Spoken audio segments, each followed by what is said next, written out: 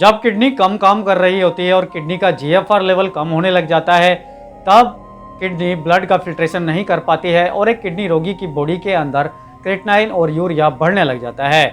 और ये creatinine urea कम करना थोड़ा मुश्किल हो जाता है। कोई बात नहीं, मैं किस लिए हूँ, मैं आज आपको बताने वाला हूँ कि आपको क्या चीज़ें हैं जो इसमें नहीं करनी है और क्या चीज़ें हैं जो आपको करनी है, जिससे आपका क्रिएटिनिन यूरिया धीरे धीरे कम होने लग जाएगा। किडनी का जीएफआर लेवल जो होता है वो आपके ब्लड के फिल्ट्रेशन को दिखाता है कि आपकी किडनी 1 मिनट में कितना ml ब्लड का फिल्ट्रेशन कर रही है। और इसी ब्लड को फिल्ट्रेशन करते समय किडनी आपके जितने भी इलेक्ट्रोलाइट्स होते हैं उनका बैलेंस बनाती है। साथ में जितने भी हानिकारक वेस्ट मटेरियल होते हैं वो आपकी बॉडी से बाहर निकालती है पेशाब के जरिए। लेकिन जब किडनी सही से नहीं काम कर रही होती है तब क्रिएटिनिन यूरिया जैसे हानिकारक तत्व आपके ब्लड में रह जाते हैं। तो आपको क्या नहीं करना है क्रिएटिनिन यूरिया ताकि ना बढ़े, तो सबसे पहले आपको कोई भी प्रोटीन वाली डाइट नहीं लेनी है। अगर आपका डायलिसिस नहीं होता है तो, अगर डायलिसिस होता है तो आपको प्रोटीन खाना अनिवार्य है। अगर डायलिसिस नहीं होता है तो आप प्रोटीन का इंटेक कम से कम करें, इतनी कोशिश करें कि आप प्रोटीन बहुत सीमित मात्रा में लें।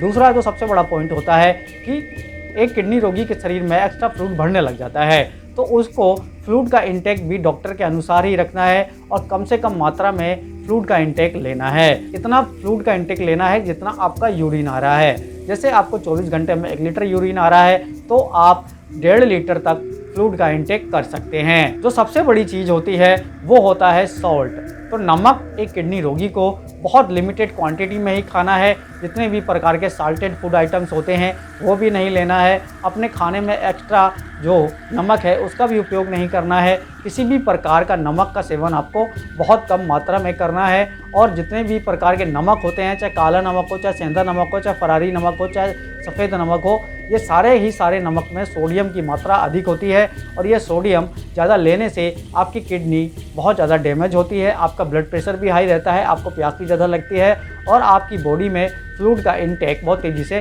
बढ़ने लगता है। तो नमक बहुत ज़्यादा मायने रखता है किडनी के रोगों में, तो आप नमक की क्वांटिटी कम से कम लें। शुगर भी एक किडनी रोगी को बहुत ज़्यादा मायने रखता है। अगर आप चीनी भी ज़्यादा मात्रा में लेंगे तो इससे आपके शरीर में ग्लूकोज की मात्रा बहुत तेज़ी से बढ़ती है और ग्लूकोज बढ़ने की वजह से आपके शरीर में एनर्जी ज़्यादा पैदा होती है और इस एनर्जी को एक किडनी रोगी खर्च नहीं कर पाता है, क्योंकि वो ज़्यादा काम नहीं कर पाता है, ज़्यादा चल फिर नहीं पाता है, ज़्यादा एक्सरसाइज नहीं कर पाता है, कोई भी मेहनत का वो काम नहीं कर पाता है, जिसकी वजह से उसका क्रिएटिनिन यूरिया कन्वर्ट होने लगता है, ग्लूकोज क्रिएटिनिन यूरिया बनाने लग जाता है। तो आपको चीनी भी एक सीमित मात्रा में ही लेनी है। अगर आपका डायलिसिस नहीं होता है तो, डायलिसिस होता है तो आपको शुगर लेना अनिवार्य है, क्योंकि डायलिसिस पेशेंट का जो शुगर का लेवल होता है वो डाउन रहता है। डायलिसिस मशीन शुगर कम कर देती है, इसलिए किडनी पेशेंट जिसका डायलिसिस होता है उसको शुगर लेना बहुत ज़्यादा अनिवार्य होता है। एक किडनी पेशेंट को कभी भी ऐसी चीज़ें नहीं खानी जिससे उसका पोटेशियम और फास्फोरस लेवल बढ़े, जैसे कि खट्टे नींबू नहीं खाने, खट्टे फल नहीं खाने, खट्टा अचार नहीं खाना, या आपको खट्टा दही नहीं खाना, खट्टी लस्सी नहीं खानी, फुल क्रीम मिल्क नहीं पीना। कारण क्या है कि आपका पोटेशियम लेवल बढ़ जाएगा, फास्फोरस लेवल बढ़ जाएगा। पोटेशियम बढ़ने से आपकी सांस उखड़ने लगेगी, आपकी हार्ट बीट तेज हो जाएगी और आपका हार्ट फेलियर भी हो सकता है। फास्फोरस बढ़ने से आपके शरीर में इचिंग होने लगेगी, आपके शरीर में दाने होने लगेंगे, आपके पैर हाथ दुखने लगेंगे और भी आपको बहुत ज़्यादा समस्याएं उत्पन्न होने लगेंगी। तो ये छोटी छोटी चीज़ों को आप मेंटेन करके क्रिएटिनिन और यूरिया लेवल को कंट्रोल कर सकते हैं। साथ में अपना पोटेशियम और फास्फोरस लेवल भी बढ़ने से बचा सकते हैं। फ्रेंड, चैनल को सब्सक्राइब जरूर करिए, वीडियो को लाइक करिए और फ्रेंड वीडियो को शेयर भी करते रहिए प्लीज़।